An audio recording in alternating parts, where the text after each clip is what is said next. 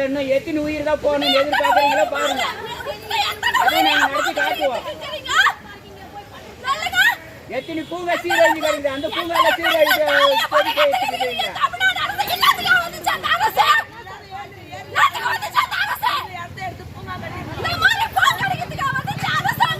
எத்தனை குடும்பங்களை அழிச்சு அப்படி என்ன ஒரு பூங்கா வாழ்வாதாரம் முக்கியமா, பூங்கா முக்கியமா,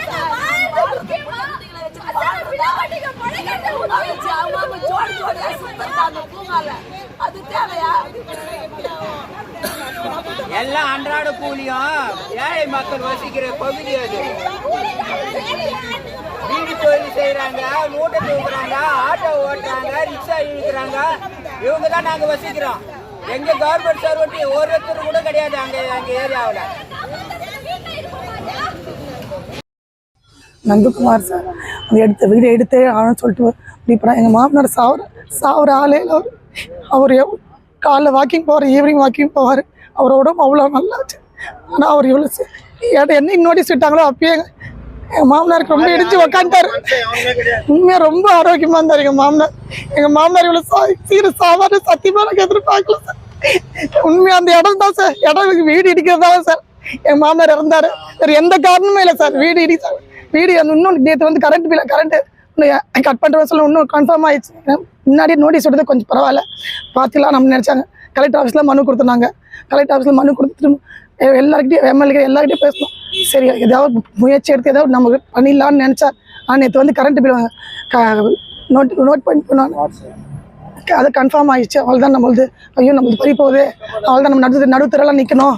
நம்ம குழந்தை குட்டி நம்ம பேரன் பேத்திலாம் மருமகளாம் பையன் எல்லாம் நடுத்தரெல்லாம் நிற்கணும் சொல்லிட்டு மன உடைஞ்சு ரொம்ப வேலையை சூசைட் 19ஆம் தேதி கரண்ட் கட் பண்ணி 21ஆம் தேதி வீடு அடிக்கிறேன்னு சொல்லிட்டு கன்ஃபார்ம் பண்ணிட்டு போட்டார். மொத்தமாக மன உடைஞ்சு உட்காந்துட்டாரு. நல்லா இருந்தவர். அவர் சாக வேண்டிய ஆளே இல்லை அவர். எங்கள் மாமனார் ரொம்ப தங்க சார். எங்கள் மாமனார் மாதிரி யாருமே இருக்காரு. பார்க்கல சார் அந்த இடம் தான் சார்.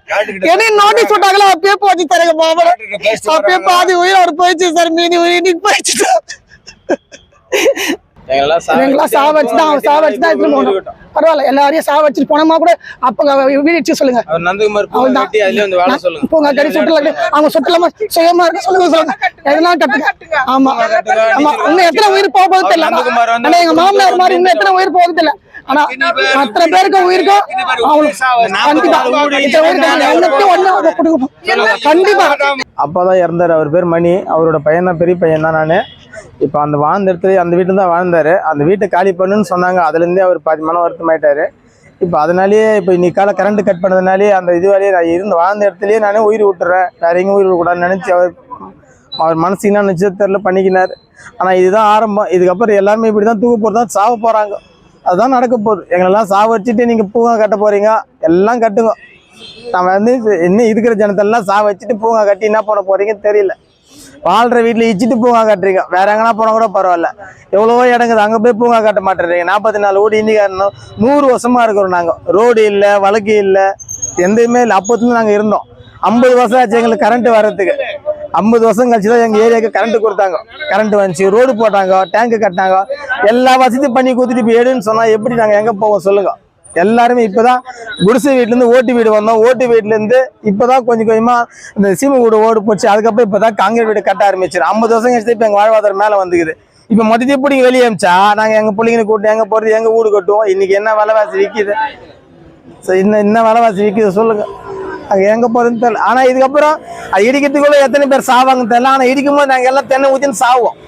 எல்லாம் எண்ணெய் ஊற்றின்னு சாவோம். எங்களை சாவ வச்சுட்டு நீங்கள் யாரும் சாவடிக்க மாட்டீங்க. எங்களை நாங்களே எண்ணெய் ஊற்றின்னு செத்துருவோம்.